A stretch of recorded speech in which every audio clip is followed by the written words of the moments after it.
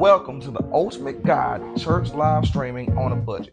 I'm TJ with Auto Worship, and I'm the minister of music at Redemption House Worship Center. Now, over the last few months, I've had countless of people ask me, how do you make your church videos sound and feel like we're actually there?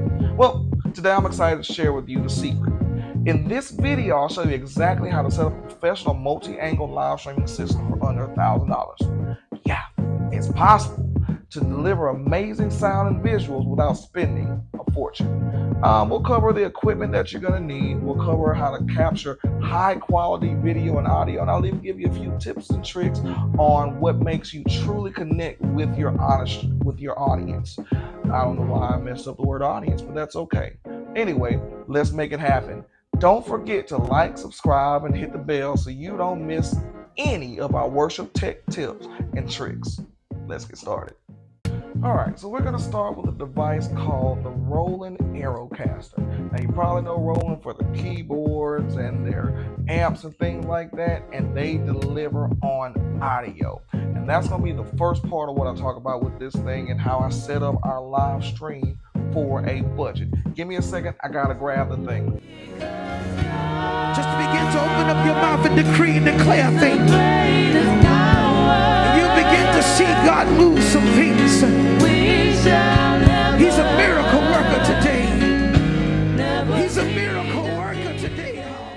All right, I'm back and I have the thing and it has been grabbed. So this right here is what they call the Roland AeroCaster. This little thing costs under $300. And with it being a Roland product, like I said before, it is well known for audio. It's got so many different ways to get the sound into this device in a clean way.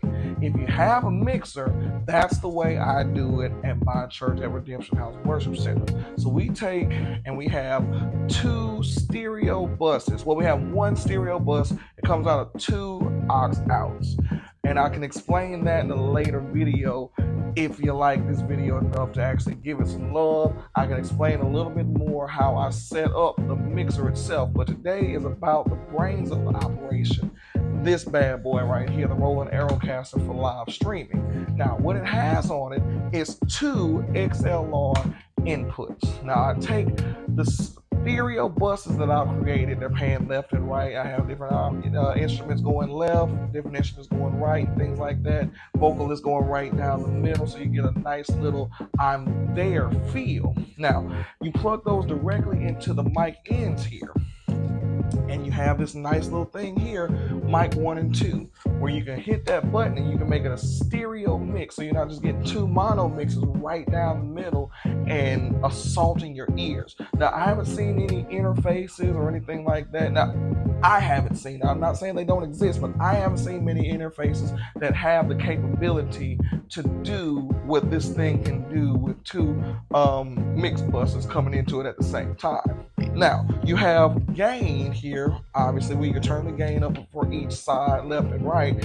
And you've got another little knob here. These two little knobs are compensators or limiters. So you can either compensate for sound to bring sound up to the other side, or you can limit it. I have mine limited a whole lot so you don't peak too much, because that's what you don't want. When you have somebody watching your live stream, even though you want them to feel like they're there, you want them to have some of the dynamics, you don't want them chasing the volume on their phone, and you don't want them chasing the volume on their TV remote up and down, back and forth, and things like that. So you get that to a nice little level where you can compensate them. Now, something that I've seen a lot of people struggle with, I actually was talking with another buddy of mine where he was just having issues monitoring the live stream, because a lot of audio interfaces, they have a way to monitor it, but you never know if that's exactly what's going into the interface, or there's a certain way to set it up. This thing is set up directly to help you monitor exactly what your people are hearing, even while you're in the service. And it's super easy. Right here on the side of it, you have a regular headphone jack, so you don't need the 1/4-inch adapter or anything crazy like that. Just take some regular headphones in it, whether you have some earbuds or if you have the nice isolation headphones where you can block out all the noise outside. Us personally, that's what we use at my church on the isolation headphones, so you don't have to hear any of the outside noise. I just hear what's going into the mix for my church's live stream. And that helps. It's even got a little volume knob on it where you can turn the volume up and down and things like that, and if it's too much noise for you or anything like that. I love this product for its audio capabilities. You have a way to directly monitor what's going into it, or if you turn that off, you only hear what the program hears, because this thing also has a line-in jack. So if you want to play like background music, or if you want to play intercessory music or anything like that in the middle of your live stream when nothing's going on, you can switch it off to like a picture or something like that and just play background music while you got stuff going on, so people don't have to see it, and you can actually hear the music that's going into it. If you don't have direct monitor on, you can hear what you're playing. But this thing also comes with an iPad app. Okay, the iPad app will allow you to play videos directly from the iPad onto this into the stream, and when you turn the direct monitor off, that's also how you hear what's going on in that. So direct monitor is just the things that are plugged directly into it. When you turn direct monitor off, that's the stuff that's coming out of the iPad into it. Now, you don't have to play music from the iPad. You can play it directly from the mixer. If you have a mixer, that's what I normally do. Play it directly from the mixer so they hear it. Everybody hears it. We all know what's going on. But sometimes you're just not set up like that that's capable of doing other stuff.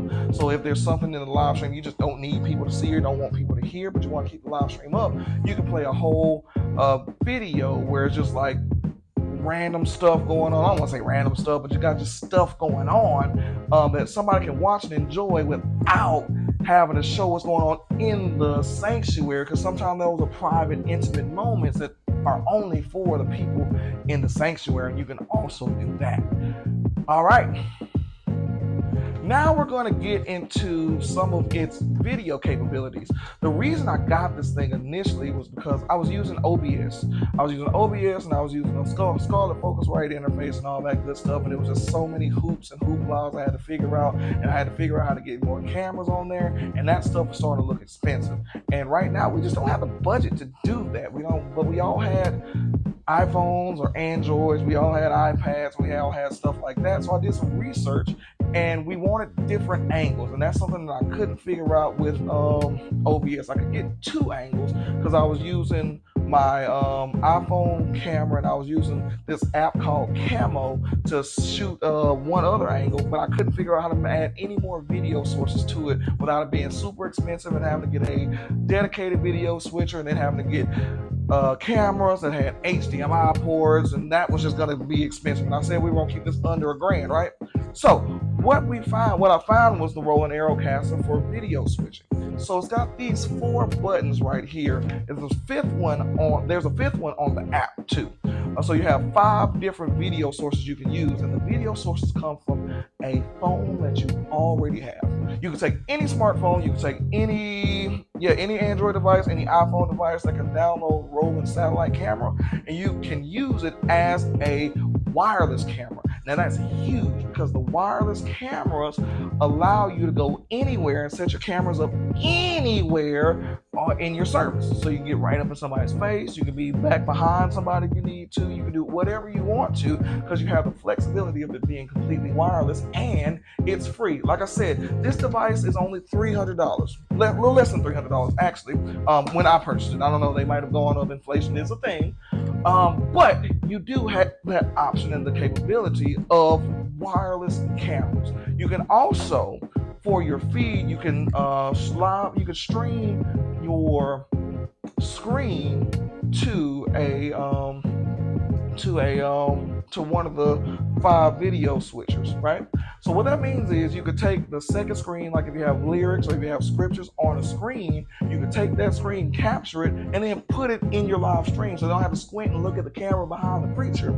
You can actually put that projection right on the screen. You can do a picture-in-picture style. You can do all kind of stuff on it because you also have 4 different scenes that you can set up to pop in on the fly. So you can put a graphic right across the screen. You can do picture-in-picture over there on the side. You can do 2 different video feeds right next to each other. Whatever you want to do, the possibilities are limitless, and it's really easy to set up as long as they're on the same Wi-Fi network and things like that. And this is probably stuff you'll hear on the reviews of it. I'm just telling you how I work mine and how I use mine. So if you like this video, if you found it helpful, and if this is something you think you can get into and you need some more in-depth information on how to get this thing set up, like and subscribe to this, because I'm going to be giving tutorials on it, hopefully short, punchy, right in your face, helpful information right now with no fluff.